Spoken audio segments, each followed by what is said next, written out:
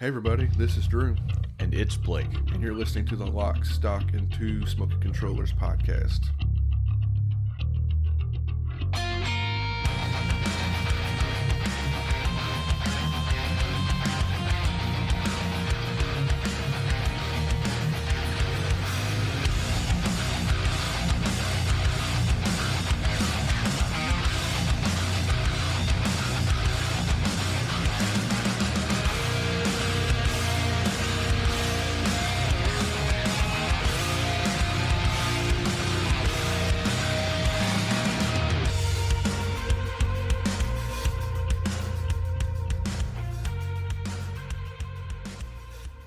Hey everybody, welcome to episode 93. Before we get started, I'm going to go ahead and jump through our internet presence preamble. You can find us on all the major social media sites. You can also find us on probably the more important thing is you can find us on Twitch. And that's what we've been doing a bunch of our co-op endeavors, which was, a matter of fact, our last episode. So thank you for everyone who's joined in and, hung out with us. You can do that by twitch.tv/2 Smoking Controllers.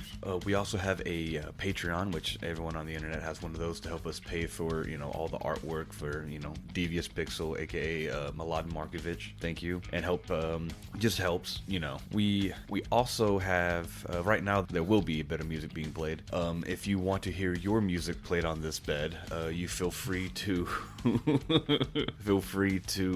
email us at the number 2 smokingcontrollers@gmail.com. And if you have any questions or comments and stories about the games and stuff we've spoken about, music and movies we've suggested, feel free to hit that up too. We also have a store. You got t-shirts, beanies, hoodies, I think a koozie, and a glorious pair of underwear. Now for me, I have a little bit of a self-promotion. I have a short story that I published through Amazon called They Come This Night. You can just search that up. It's and rate it if you like it. It's pretty cool. Or if you don't. Or if you don't, yeah, especially if you don't. That way I can feel dead inside like a true artist. And then we have a brother podcast called Action, the Movie Podcast, which spawned from this, and which I've been suggesting movies and TV shows and trying to not spoil them. That is a full-blown spoiler podcast where we go in depth with our friend Steve on a particular movie, and we take turns trying to surprise one another, and we don't talk about it until the actual episode, so we don't influence each other's opinion. And if you don't want to remember any of this, all the links are in the show notes. With that being said, we have 2 games for you today. Before Blake gets into we have 2 games this episode. Before Blake gets into the games, we are planning on a soft Reboot?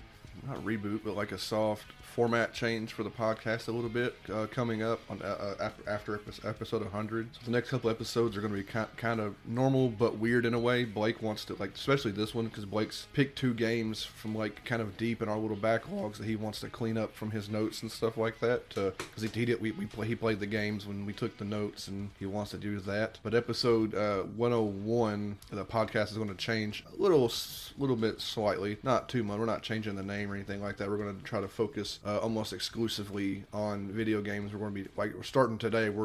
I am going to drop the music recommendations, and Blake's going to drop the movie stuff because he has a whole movie podcast now. So some things are going to slightly change, but we're still going to be the same 2 dudes. But we're going to start focusing more heavily on the video games themselves. I know it's already a video game podcast. We're going to say more focused. And starting at episode 101, it'll be one game, a deeper dives into one games, because the 2 games per episode is a little bit exhausting. It's hard to juggle trying to have at least 2 games ready every episode we do this. So there's that. It's not that big of a deal, but we want to say if things seem weird or different, or these games sound like we played them over a year ago, some of them longer, you'll be it'll be right. So I don't know if I was very clear on that as I stumbled over my words, but yeah, the podcast is going to be a little bit different on the next couple episodes as Blake tries to clean house on old notes and stuff like that. So with that, I'll let Blake get into his 2 games, one of which I didn't play at all, so I'll be completely silent unless I have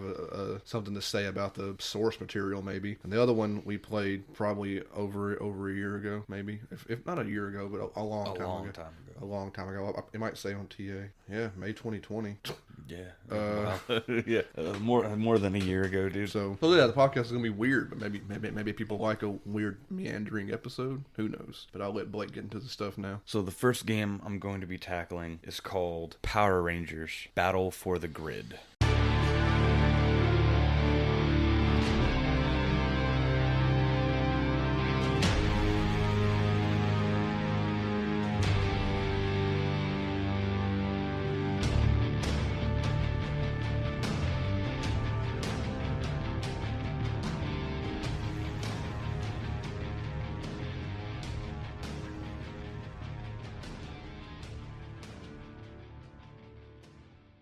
Now, it is developed by Inway, which are actually, it's a company called Animoco Brands, and they are based out of Hong Kong, and they are a software company also turned or added to by they're a venture capitalist company as well. And they were founded back in 2014. Their initial focus was on developing mobile-only games. They have then since shifted to something called blockchain gaming and NFTs. I'm not entirely sure what blockchain gaming is. Do you know anything about that, Drew? I've heard the term, and I have no idea what it means.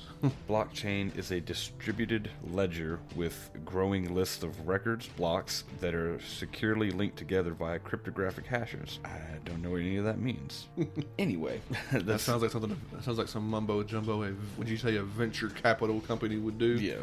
Just some company mumbo jumbo. Yeah, but last time they went to the revenue bank or revenue whatever registry of January through April in 2022, they had registered over $573 million profit. How's it related to this game at all? I don't know, because they own the company. They actually own a couple of companies that we've actually spoken about, Drew. The Sandbox and Blowfish Studios. We've spoken about them both on the podcast. I just thought it was kind of crazy, just stuff like this. It's just crazy to know that the people behind the video games and stuff like that sometimes really just don't care. There's a lot of that in the industry. Yeah, I know. They're just there to try to make a buck. But Inway is a branch of the Animoca Studios. And like I said earlier, they primarily focused on fighting games, or all mobile games, and they were all, just fighting games, side-scrolling fighting games, except for one, which was called Chronoblade, and it's still a side-scrolling brawler, but it was an RPG. So I thought that was kind of crazy and wonky and just a weird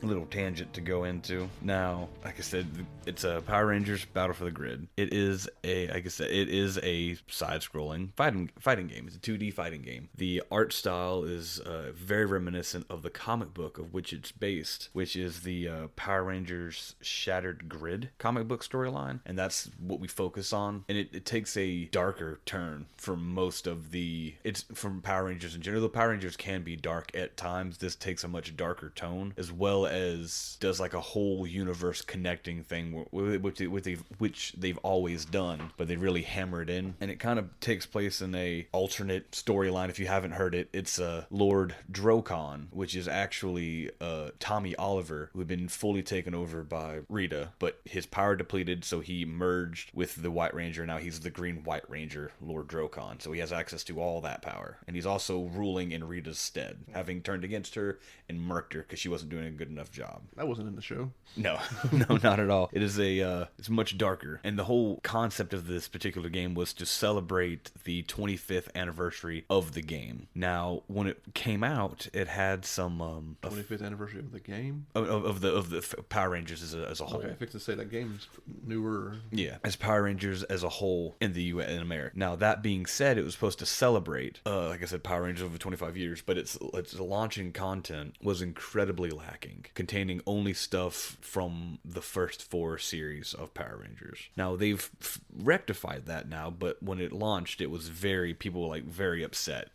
What is this going on? Blah, blah, blah, this, that, and the other. And it started out as just an online fighting game. Only online fighting. And what until, because the game, when it launched, it wasn't until like 2 months later did they actually decide to add in a story mode based off the Boom Studios comic, the Shattered Grid. Now the cool thing is every single person who is in the game, now some of the people have died off screen and in other timelines, but every single person on screen, their live action voice actor came back and reprised their role. All but one who was dead previous. So, what's her name came back? She don't come back for nothing. It says she did. It says every actor came back. I'm blanking, but Kimberly's voice actor? Amy Jo Johnson. Amy Jo Johnson doesn't come back for anything Power Rangers. As far as like, it says everyone came back except for like Tran. Yeah, Trini's voice actor passed away. Yeah, she got in a car wreck or something. Yeah, she passed. Yeah. And sad news, R.I.P. This is the last thing Jason David Frank did before he passed. Yeah. This was the last. Was that the last thing, or is that movie coming out the last thing he did? Well, this was his last voice acting role. Voice acting, because he acted in that movie. He acted in that movie. Sorry for that little bit of sad note, but it is cool that everyone did come back that could. Yeah, because I want to harp on her, but she is the one that, like, every time there's like a reunite and stuff like that, she just seems like she just wanted no part of it when everybody else kind of embraced it. Yeah. But she landed that she landed on that cop show for like Cold Case or 15, something like that. No, I ain't Cold Case, but what cop show she landed, so she tried to get away from Power Rangers while everybody else embraces it. They're just like, screw it, I wouldn't be where I'm at without it. And it's like, how hard is it to just, some people just like don't care. Some people are like, she just want to get away from it. It's fine. Maybe she's not a fan of anything. Who knows? Fan of anything? Yeah, that's because she doesn't understand what it's like to be a fan. Maybe. But that being said, like I said, the voice acting is good. The graphic style is very much based. Like I said, it's 2D fighting game based off the art style of the video game, and it does do these real video game of the comic book based off the art style of the comic book. The comic book's just based on the real show, though, right? Like, it's just. I mean, this is an entirely self story. It has no, I mean, yes, it connects people. Yeah, I'm saying, but it looks like Power Rangers. Oh yeah, like there's the comic book isn't some taking liberties or anything, but it does make things that never existed exist. So it does create some of its own unique things, which I think is pretty cool. Like one of the things that speaking of Trini, the Yellow Ranger from the original, they did a thing to where, how do they explain it? She has a special suit of armor. They call it the power, the power suit, whatever. She's in this massive, like, she looks like Juggernaut. She is in this huge power armor, but so much so they made a point saying that she's been locked inside after a blast of energy, and so none of her communication works. She can type, but she can't speak, and that was their way of working around just being respectful to the actors. That works. Of not trying to recast. They also could have. I mean, I guess that's the way to avoid. They could have recast her and made the suit do like a robot, like change the voice of the robot. I guess not having her at all is more respect to the actress. But yeah, she's in. It's called the Dragon armor, and she has this massive. It's all painted yellow, but this massive suit. She's just walking around just mollywopping people. Now, like I said, it is in fact a fighting game. Like it is a legitimate fighting game. Mm-hmm. And I struggle. I played on easy, and I struggled. Like there was a moment I thought I wasn't going to even beat the game. Like it was legitimately difficult, and I'm. It could be said that we don't like fighting games at all. You specifically played this because it was Power Rangers. Oh yeah. I wanted to see that the cool storyline that they prompted out, put out, whatever. Like I said, it's in general it was based to strictly be online fighting, and they put a lot of time and effort with the counter system, the parry system, the block system, the tag out, tag in system, and all that stuff. Like the combat is incredibly well built, and I suck at it, so I was annoyed most of the time. That being said, I didn't get a single achievement in this game, having played through the story, because there weren't any achievements tied to the story, because it was tacked on after the fact. So all the achievements are online based or arcade mode based. Go through the arcade mode with all the each individual character. Any story achievements? There was no story achievements. Wow. Yeah, and as well as the tag team system, you also get some of these cool like power meters, assist meters. That's weird. Just to go. I mean, we're kind of into this, but like just to go straight online. Do they think that's what Power Rangers fans want? Is the straight only online fighting game? You didn't think they'd want some sort of silly Power Rangers story, or even a serious Power Rangers story? Like why? I don't know. Like I said, they were just trying to cash in. Like based off of the developer, I'm thinking they were just trying to cash, because they only ever done fighting games, and this is their first console game, so they didn't really know anything about. Like it seemed like a misstep in a first into Foray, yeah. into a console gaming, because everything they've done has been mobile. Now, like I said, what was I saying? Okay, you have the tag team and then all the fighting and all that stuff. You also have an assist meter, and that as you go in, you can tag your people and they can come in, do a uppercut or shoot somebody with their power weapon. And then later on, you actually get access to the Megazords and certain key moments in battle where you can call in the assist of the Megazord, and it comes in whatever version of the Megazord it is. It swings its power sword and does a bunch of damage, or like sends a shockwave across the field, and then it can. That never happened in the show. Like, I mean, I feel like you think that would eventually, like, you'd build up to like the old little Super Nintendo games where eventually you would just have a fight with a Megazord with a monster. That's the grand finale is a giant Megazord battle. Oh, okay. But like in combat, you have your assist meter, and like they'll either stomp, punch the ground, or swing a weapon and send out a shockwave in front of you just to help. And I abused it. I swear, exactly. I abused it. It's the only way I won half the time. Near the end, like, it was easy early on, but by the end of that story mode,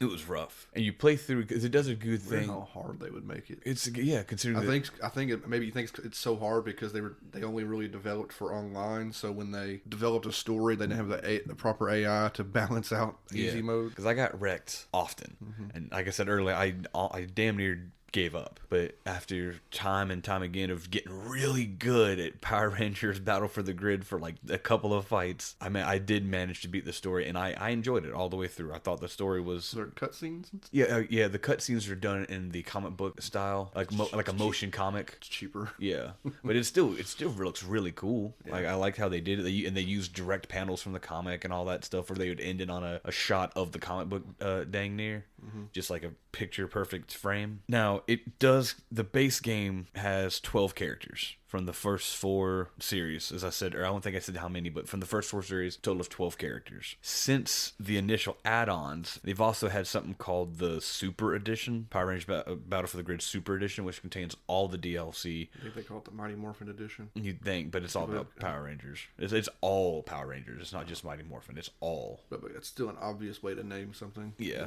For people who clearly have no idea about the IP they're working with. Because everybody. I can't even think of how many. So like I said, the base game was 12, and they've added an additional 14 through the DLCs. 2 I want to talk about in particular, because if it's a Power Ranger, it's in there. Dino Charge, and then you have the Samurai, Jungle Fury, Mystic Force, and so on and so forth. Then you have some unique ones to the storyline, which is Lord Drakkon himself. You get to play as him, and you also get to play as the Ranger Slayer, which is a brainwashed pink ranger. She wears black and pink armor with a flowing cape and just murks folk. Her whole job was to be an assassin in other timelines. Is she from the comic? Or she... Okay. Those 2 are specific from the comic. Now, and so is this other one called the Mastodon Sentry, which I think they took from that really cool, like, R-rated Power Rangers that came out on YouTube a while back. It was like just called Rangers, but I think they've since blocked it and you can't find it anywhere anymore. Okay, he's like a super decked out, the Mastodon Ranger. Like, he's super bulky, really powerful, super cool. But these 2 characters, now these have been, it's crazy because these were actually I think they were in a comic, and they've actually appeared in like online videos and stuff, and one of those like I think it was Bat in the Sun videos, and they brought these 2 characters because they appeared in this, and they made them like live action in a online internet presence format, but they still made them real, which I thought was cool because I got enough fan response and people enjoyed it. So we had 2 out of the blue characters join the Power Rangers universe as canonical Power Rangers, if ever needed. But we have the Crimson Hawk Ranger and the Blue Phoenix Ranger. And the Crimson Hawk Ranger is Ryu from Street Fighter.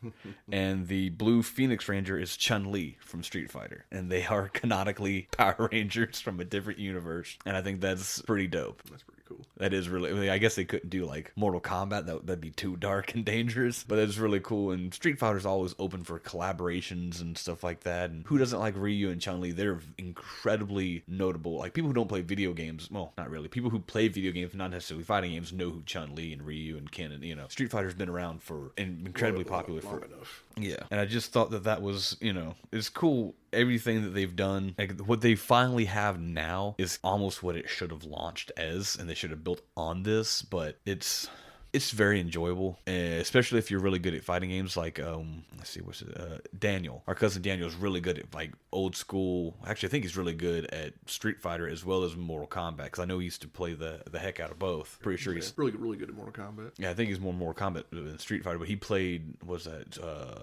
Street Puzzle Fighter? Puzzle Fighter, loves Puzzle Fighter. He loved Puzzle Fighter, so I think my brain might be thinking he likes Street Fighter too. But so I think he'd get a thrill out of this. Power Rangers fan? Yeah, I mean, maybe he's a Power. I'm pretty sure you're. We were the same age. I think you were a Power Ranger fan. Maybe. You have any questions about anything, Drew? I feel like I'm going. Well, I didn't play it. I don't play fight game. I like Power Rangers almost as much as you do. Probably wasn't really aware of that. I know there's Power Rangers comics. There has been for like decades now.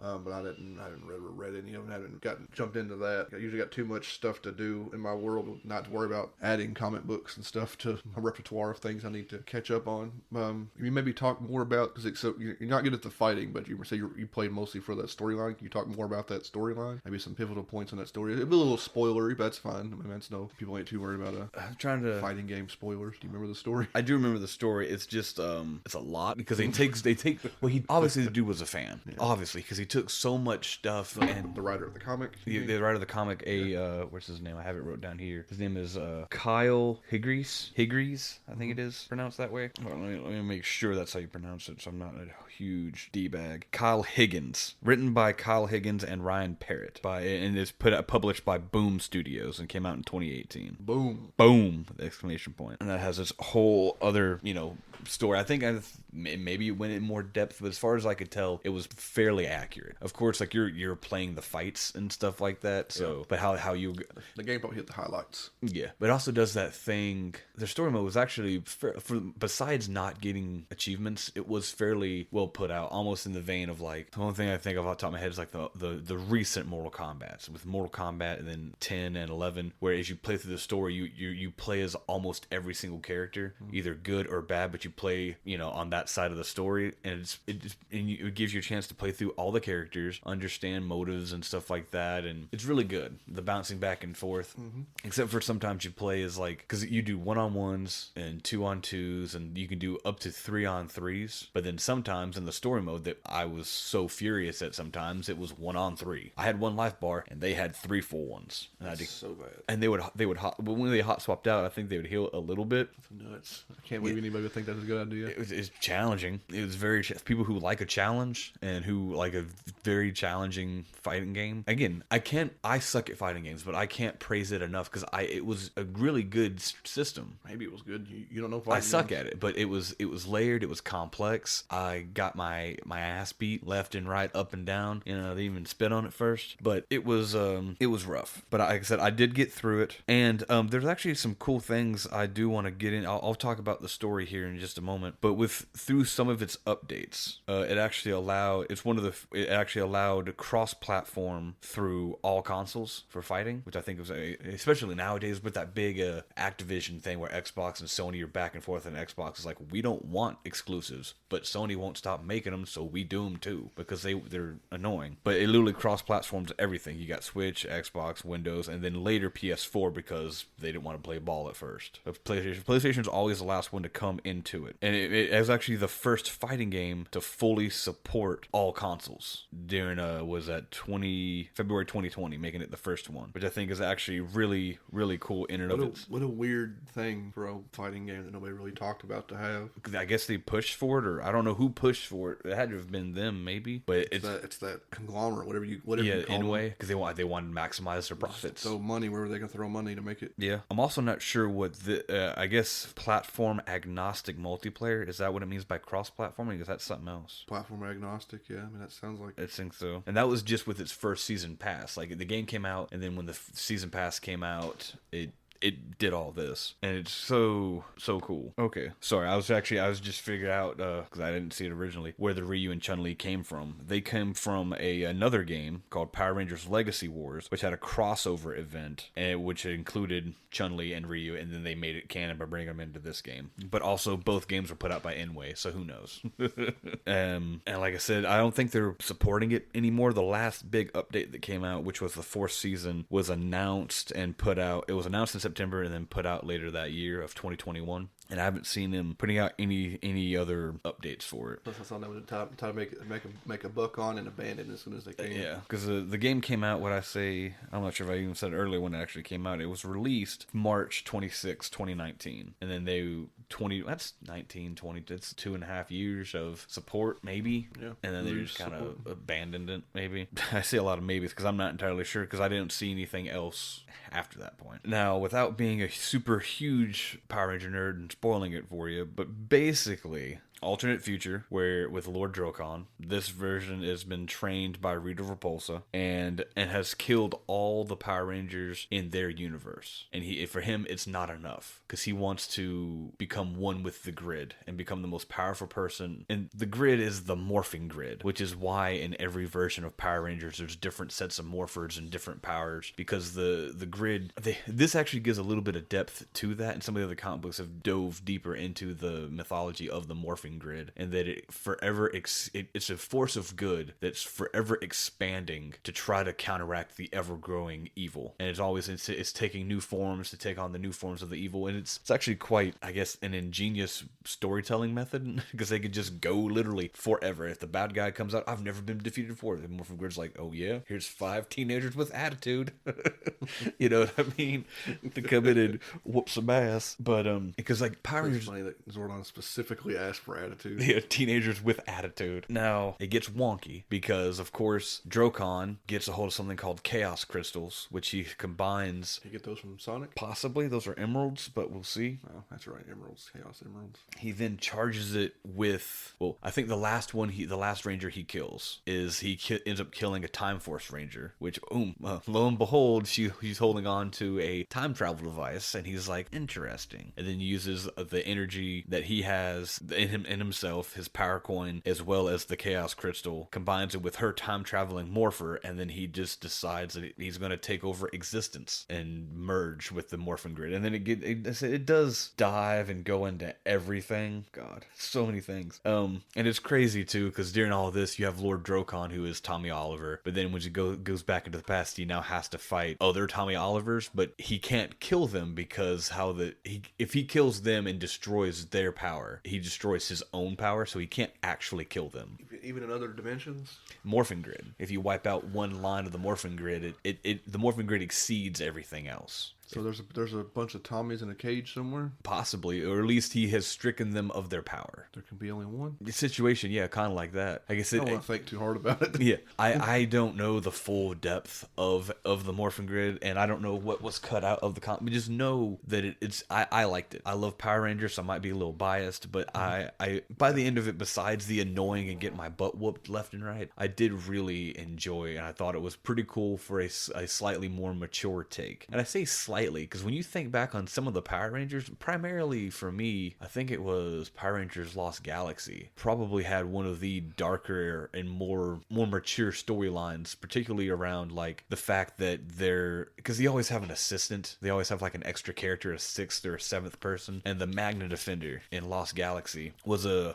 badass rogue warrior seeking revenge for his murdered son, and they show his son get blowed up, and then he gets beat up and he has to transfer his power to the new Ranger, the 6th one. And then, there's a whole storyline with that. But then Lost Galaxy also kills their Pink Ranger. Like midway through the season, they kill her. She goes out into blaze of glory. Yeah. But then it's not like, oh, we'll bring her back. No, she's dead. Like her ghost comes back at one point to like save the new one, the new Pink Ranger, and then she gets brought over. But like sometimes Power Ranger gets dark. Yeah. And then another one was like, let's not veer too much. Sorry. Focus on the story of this game. Is there more story points? Without ruining what story there is, like I said, there's the whole thing with Kimberly, who goes around being the Ranger Slayer, who is it's one of those cool things, like even in all timelines, Tommy and Kimberly end up together, good or evil, it doesn't matter, their love always brings them together. And so she is the Ranger Slayer. Her main job is to go into universes and go ahead and start sniping out the weakest Rangers to make the takeover easier. And you're like, that's adorable and also terrifying that their love transcends reality along with the morphin grid. And I just think that it's before I sound like a babbling idiot and talk about Power Rangers too much, I think I'm okay to let it go. It's up to you. I thought you had more of the plot points. I do. I don't think people are too worried about Power Ranger spoilers. Really? You never know. Would you believe the bad guy gets beat? Bum, bum, bum. But the other stuff is something, guys. Well, at least talk about the Megazord battle before you get off of this. You get one Megazord battle? Yes, near the end, there is a massive Megazord battle between a...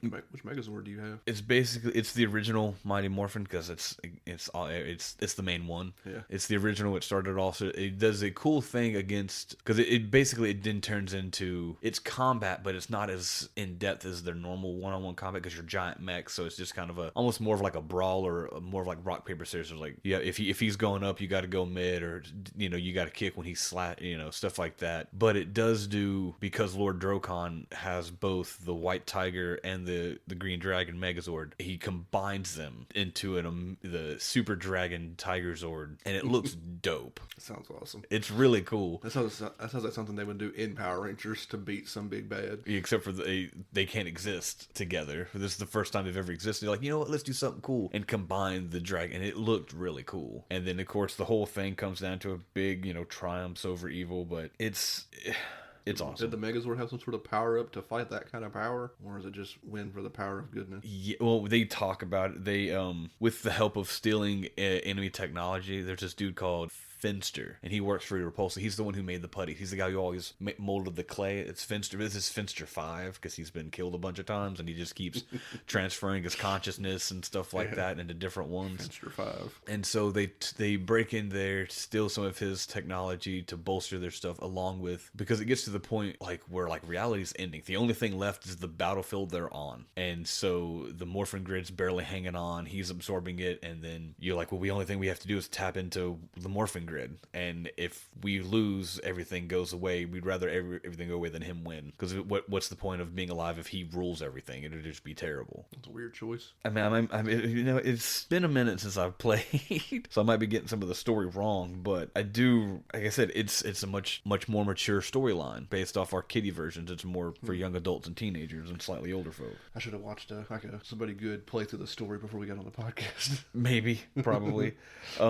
Still, I liked it, and if you're a fan of fighting games and you're remotely decent at them, I'm not. Definitely, please give Power Rangers Battle for the Grid a chance. I think it's definitely worth playing. Did we buy this? I think it was leaving Game Pass or something. It was on Game Pass at some point. Yeah, I didn't touch it. That's fair. You want to move on to our next game? Yeah, the next game, which I have less to talk about. This is something you had notes for a while. It's a very strange game. I've been watching, kind of in the corner of my eye, watching somebody run through it a little bit to kind of remind me of what it looked like and stuff like that while you've been talking about Power Rangers. It's been a long time, almost 3 years, I think, since we've played this game. Yeah. So again, we're talking about Blake trying to clean up games in his notes so he don't feels like he didn't waste time taking notes, which is fair, and we need some but some games and stuff to make episodes until we get to our slightly different format. Only slightly. Actually, my last note is I don't actually know how long I played Power Rangers, because I didn't get any achievements. I actually did that thing where I deleted it out of my history. TA not show it? No, I didn't show I ever played it. Really? Yeah, because I didn't have any achievements in it for it to track. So when I deleted it off my list, I guess it took it out of TA's algorithm, because it doesn't show that I ever played it. Because I never got any achievements or anything in it. Because you can do that in Xbox, where you can delete if you stuff. have no achievements, you can delete a game from your history. Yeah. I didn't know it wiped it from TA. Apparently, because I played it. I played it. I'm not lying. I 100% played the game, and I struggled on it. I don't think anybody's accusing you of lying. I did it, guys. I beat it on easy, but I did it. Anyway, the next game we're going to be talking about is called Infinity Runner. Hurry up. Get moving. Wake up. Wake up.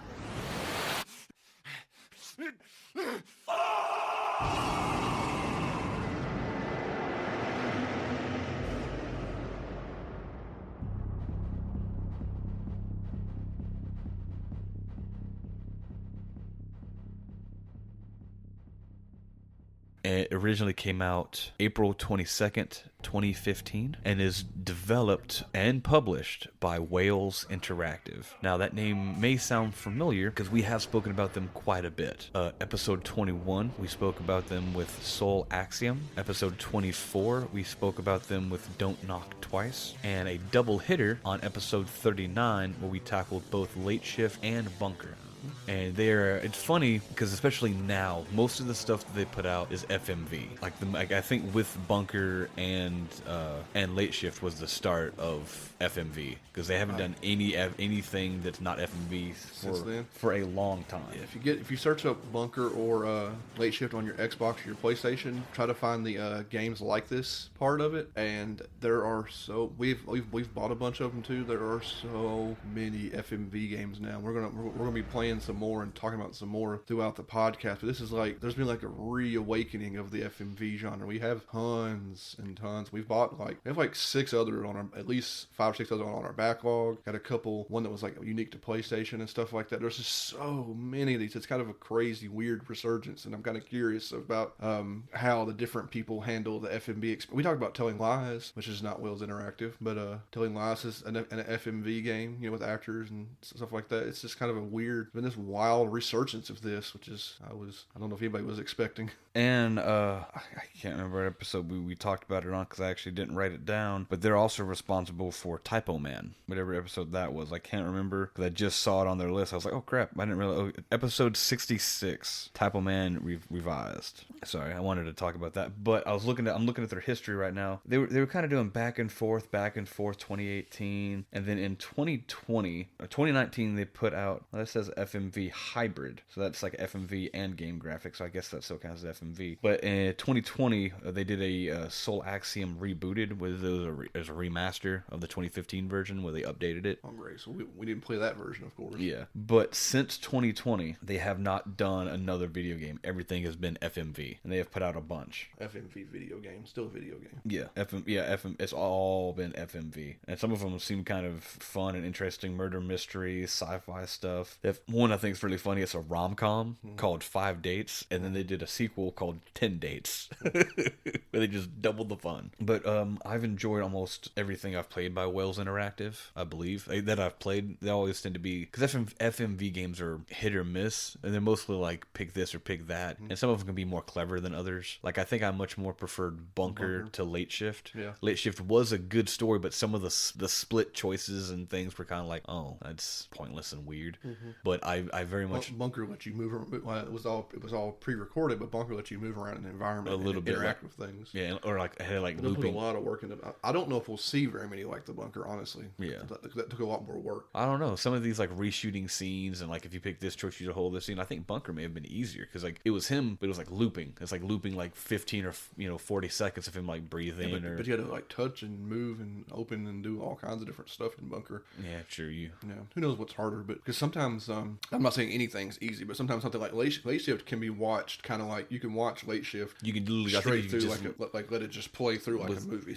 I heard some of these other ones you can too. You can let it sit there and it'll just play, automatically make choices, and you'll just watch like a 90-minute movie or whatever. So like, didn't Brian talk about that on Co-op Endeavors? He watched some game, or when we talk about it off podcast, because we're talking about like Minecraft stories. No, Bandersnatch. Bandersnatch, you can just let Bandersnatch. He's like, I didn't pick any choices. He's like, I just watched it. Yeah, but at that point, I think it makes random choices. Yeah, but anyway, but still, yeah. So all talk about FMV. Blake already said the name of the game. We're not going to talk about this. Is another random thing, another random game, which I guess we might have bought this for some reason. It was super cheap on sale. I think we had to, like, its base price I think is like $6.99 anyway. Okay. If I'm not mistaken. It's let me double check we it. Could talk more about it, but like the name of the game kind of says it all. But like we thought the setting was strange and unique, so that's why we ended up getting it after watching a little bit of like a gameplay trailer. And I'm still watching now in the corner of my eye. All right, so Infinity Runner, if you can't tell by the name, it is a first-person Infinity Runner, one of those forever runners. I wonder how they got the Infinity Runner name. I guess just they've never known. I guess no one's ever used it before because it's the genre of the game. Temple Run and all those other popular ones. Yeah, it's literally, they're called forever runners, Infinity Runners, where you literally just pick a direction and go. Because there's that one zombie one I was obsessed with for a while on PlayStation 4, yeah. But it was slightly different. It took like, it was harder too. Yeah, it took the almost like the Crash Bandicoot approach, where you were running towards the camera and it would give you slight indicators in the corner of your screen if you needed to turn or duck or something. Yeah. That was that game. We talk about this game now. One of the cool things, this game is now available on Oculus. Oh God. I can't. That would be trippy, or maybe just like head movements or something. But this game is available on Oculus now. Like recently? Not recently, but like recently, as in like a year or so ago. Yeah. Like But mostly that's probably the newest version of the game. Yeah. Of a game that they supported further, which is weird. yeah, it's classified. I looked at it just now. It is a first-person parkour runner game. And it is spread across 14 levels. You also have arcade mode, story mode, and challenge modes. Now, these 14 levels are actually split into 2 parts, so it's like 7 levels twice. But it's like, space dock B, space dock A, and then like the underneaths and stuff like that. But it does have some crazy stuff that I didn't realize was in there, because in one of the multiplayer things, and they were going above and beyond on this. I guess I thought the game was going to be a little more fun than it is. Multiplayer? Yeah, it has a multi thing that lets you kind of go head to head and like racing. We never saw that. I think it's something that got added on after the fact, but it is up to a 35 person multiplayer where you're racing against one another. So that could be popular. That could be, yeah. That's a lot of people. 35 people running. Now, when you're running, and it's called Infinity Runner, the game takes place on a ship in space. Let me go ahead and clarify this: a ship in space. And if you do all the math for the amount of length that you run, the ship itself is 10 miles long, or the track that you run within the ship is 10 miles long. Let me clarify that, because you do like up and down, and you hop across some stuff, and you do some double backs, or you fall down some chutes occasionally. The game is entirely voice acted for what it is, and it's not terrible. I was never annoyed by any of the voice acting. I thought it was pretty cool. I have it muted, but does the main character talk? I see him talking to it. He does talk back to the VO girl, the girl trying to help you. Now, I've been saving this because it's probably one of the it feels like something out of the 90s. Infinity Runner starts with your character being woke up from cryo sleep, and this girl just says run, and so you start running, and then as you're running through, you hit left, you hit right to dodge left or right from obstacles that pop out, and then there's a duck feature that lets you like slide under stuff, and then there's a jump feature that you hop over hurdles. Yeah, looks like a lot of laser grids and stuff like that. And then closer you get like these huge, like massive leaps across space.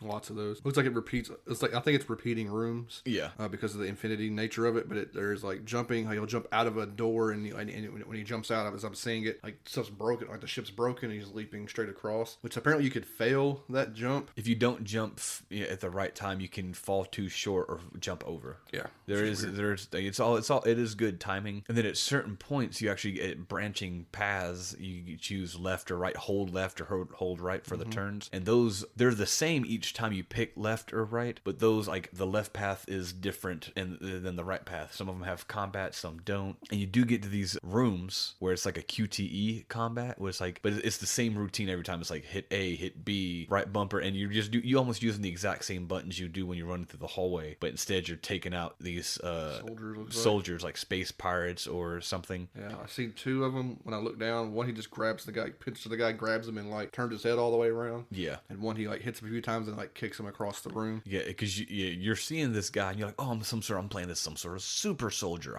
Drew said you literally turn it. I don't think it's very gory. No, it's not. The graphics aren't super. Like they're like they're not great graphic, but they're maybe leaning towards realism in a way. Yeah.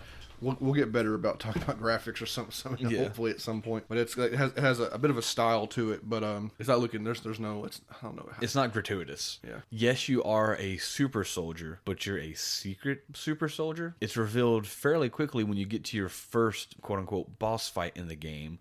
It's werewolves in space. Yeah. You heard that right. It is werewolves in space, because you do get to transform into a werewolf during some of these QTEs, as well as you get to transform into a werewolf and just instead of dodging through the obstacles, the laser grids, and oh no, there's a gas cloud, I don't want to run through it, I gotta slide under it. No. Werewolf don't give a crap. Like Honey Badger, it don't care. It just transforms and plows through stuff. And some of the stuff, like I said, part A, part B, you're kind of like re-going through a familiar setting. Once you transform into a werewolf, you can like break through weak walls and create new paths. You don't have to, but you can in certain situations create a third branch by just, even one of those ones I talked about where you choose left, choose right. If you're a werewolf, he's like, nah, I'm choosing straight through the wall because the ship's already falling apart anyway. What does it matter? And it's what's even funnier is as you play through the game, it happens literally like as you reach your first level, because the girl who's helping you, she's like, oh, you need to make sure you turn left up here because it's faster. You know, she's giving you little bits of knowledge that are supposed to be helpful, but the way the design of the game is, you're going to go that way anyway. And your whole point is you have to making it. You're trying to get down to the escape pods because as you're going through it, each level ends with you doing like a baseball slide into an elevator. And the very first baseball slide you do, you realize that your character has been buck naked and he's a werewolf. He had clothes, but when he transforms, his clothes went bye-bye. So your character is literally naked the rest of the game. Though you don't see anything. It's just kind of funny to think about. You're like, I'm running around this ship naked.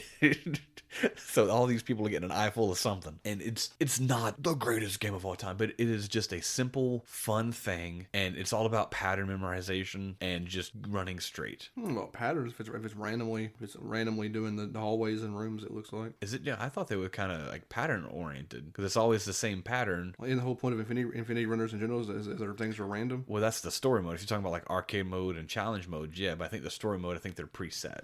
I mentioned as I'm watching this with the werewolf, the werewolf is able to run on walls. Oh yeah, jump on the sides and like, or not, because he's playing a werewolf part right now. He actually get up on the wall and run past certain obstacles. Not just that, he can because he can he gets full, we call it 360 degree. He can go on the walls and the ceiling and to go around other not necessarily obstacles, but like holes, things that have been blown out. Because you'll also be attacked as part of the story. Some of your running is you're attacked by like an airship outside or some drones, and they're shooting through the air vents, and so you're having to jump over the gaps that they've blown in the air vents and stuff like that. I think it's pretty cool, and I would love to watch this movie. I think this movie would be. Surely there's a werewolves in space movie. There might be. It wouldn't surprise me, but I would love to watch this movie. There's an everything in space movie. It was real big in the 90s. Werewolves in space or everything in space. Lots of in the 90s. I can think of 3 off the top of my head. And oddly, I know that Leprechaun 4 in space was in space, and then there's Hellraiser 4 Bloodlines, which half that movie takes place in the future in space, and then you have Jason X, which takes place in space. It was like a lot of things for a lot of these horror things to do. Let's go to space. Once you've done everything, the last place you can go is space. Space, it's either space or the ocean. Yeah, I feel like ironically, space stuff's easier to film than underwater stuff. I think so. Because you can fake space a lot easier. I feel like. Yeah, as a matter of fact, I think Jason Takes Manhattan, whichever one that one is, 6 or 7. That's Jason on the ocean because he's on that cruise ship across from Crystal Lake to New York City. Was it a cruise ship or just like a wood tanker? Wasn't it? Maybe it had a couple people. I think it was a cruise ship, like a small yacht. Maybe it's called Jason Takes Manhattan, but he only hits Manhattan in like the last 20 minutes of that movie. Yeah, poorly named movie. But sorry for badmouthing anyone who loves Jason. He's not my cup of tea. I've seen all of them. You're like, you haven't seen the story. I've seen them. Yeah, we bought a box set and our goal was to watch them all, and we did, and it turned out to be a total waste of time. Yeah. Unfortunately, I thought maybe I was just misjudging them my entire life. I wasn't. I absolutely wasn't. Like I said, I do like the music. It's real high octane, a lot of the stuff. Just real thumping, bumping music. Yeah. Brian might struggle to find music for this because of the unknown nature of this game. You know, that happens, unfortunately, with the nature of these things. More obscure games, it's harder to find this stuff for them, which is fine. It's going to happen. Well, and the cool thing is about this game is almost like all the people who play it tend to really enjoy it. It has incredibly high, like above average ratings because sorry, I'm interrupt you, but it looks like it plays good. I remember playing it vaguely, but it is responsive. Like a lot of times, if you die or fail, it's because you hit the wrong prompt. Like it's not the game. The game looks like it runs incredibly smooth. So I could get it being fun, yeah, for sure. I remember why we I don't know if we beat the story or not. We beat it, but there is a QTE for like there's a boss. Is there another werewolf or something? There's like because most of the QTEs up until a certain point is just random soldiers. Mm-hmm. There's like a really hard QTE that we both got stuck on for a while because the button in prompts were like so short, like you had split seconds to hit it. We had to do it multiple times. Yeah, do you remember what that boss was? It's other because like I said, you're a super soldier, and what happens is these super soldiers, aka werewolves, not exactly, they're experimented on and like brainwashed because like the best Ghost army is an army that can auto heal itself, is twice as strong, twice as fast as people. So they've been kidnapping werewolves for centuries. Because some of the storyline you uncover, like this, the people who built this ship and this war company have like been kidnapping werewolves for like 1,000 years. It's kind of like, I can't even think of the word. Is I guess you can call it kind of like Assassin's Creed, like rivalry that has lasted over 1,000 years, and they just keep. That's not a good comparison. But they take and breed these werewolves, and they brainwash them and like perform surgery on them to make them obey and stuff. Mm-hmm. It's good. It's fun. It's silly fun. It is literally just silly fun. We didn't get all the achievements, of course. Those are the various things we didn't do. I only showed myself playing on TA. Says I played 2 hours and 15 minutes. I got 38 of the 55 achievements, which actually isn't bad. That's 69%. It says. There's a lot of stuff that's like doing stuff on hard and beating each map on hard. Yeah. I didn't even find nine collectibles. Find all wolf mode, the space section. I don't know. I didn't do that. This is something you could probably do if you just play enough. I didn't run. There's 2 achievements for running 100,000 meters and running 400,000 meters. I think you would just keep playing. We must just got bored or got tired of that certain QTE or something. Because everything is cumulative. Is yours not tracked? Mine's tracked. My Power Rangers wasn't. This is. Okay. Please, I would like for this game to get more notoriety because TA only tracks 5,600 people. 5636 and 437 have completed it 100%ly. Now I think my time's almost like yours. I got 2.5 hours and 38 achievements, put me at a 69% of the achievements. We got the same achievements probably. Most likely. Probably beat the stories. Don't remember it. Just played until we plowed through the story because it has they call it an RPG element because you can level up your wolf. Can you? Yeah, you can level up your wolf, but I don't even remember the extent of that it does because like everything's QTE. Like I don't understand why your wolf levels up, and I don't even remember what the leveling up of the wolf does. No idea. I'm trying to figure out now. Well, of course, TA is like, oh, you can glitch it on the first level, blah, blah, blah. But I think it, maybe like your hang time, I think it may have increased the amount of hits you could take, because at first, everything was like one hit kill. Like, if you hit this thing, you died. You hit this electrified event, you died. But then I think it allowed your resilience to take multiple hits, and I think there was some other stuff to increase QTE windows and stuff like that. Like, but it's just like, that seems, why bother having your werewolf level up? Just have those like little toggles you can turn on or something, or just have it be, I don't know.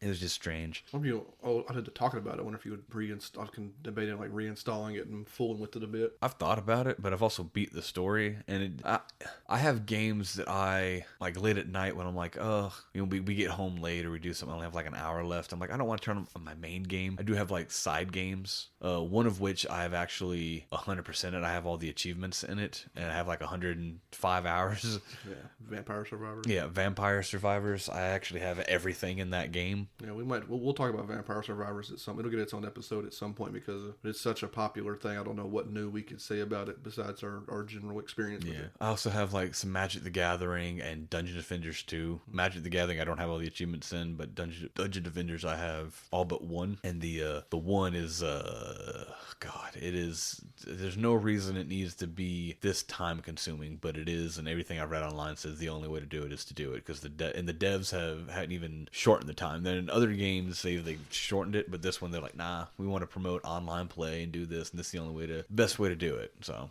but those are some games that I play when I'm like late at night, just trying to figure out what to do, or if I beat a game and I don't want to start a new game right away, I'll turn on one of these. I think everyone's got these passive games that they play, these side games, something just mind simple. You got to stress too much. And this could definitely be. I mean, this would be a little stressful, but this could be one of them. I probably won't. I think we own it. I'm pretty sure we own it. We bought it. Yeah. So maybe if I get, because you never know, because I dipped back into like old games that we had bought and I never beat when we did Hydrophobia. Yeah. So this could be I could revisit or just re-download it when I'm like, ugh, I don't have any games to play, and I'll just go through the list. But I could play this, in 1 or 2 rounds before going to bed or something. Yeah, maybe. Yeah. Or maybe you'll download it and turn it on and remember why we turned it off. Possibly. That is entirely possible. Do you have any recollections or stories? Because I do. Because as you play through, the main thing I remember is that I think it's gotta be that final QTE was incredibly difficult. Intense. You must have had to like hit the but you had to like hit the buttons immediately. Some of the things I was showing him when he was doing soldier, like, so fight the soldiers, he had like 3 or 4 seconds as the little timer went on your QTE. It's huge, so I think the game misleads you on these QTEs, and you get to this boss thing, and it's just like you gotta hit like fast. Yeah. But it was the same buttons, I think. Yeah, as far as I could tell, he might have been playing on easy, but as far as I could tell, it was memorization. Like if you're going through, and you're going through a room, and it is B right bumper A Y, it will always be B right bumper Y. You know, You even said it wrong. I know.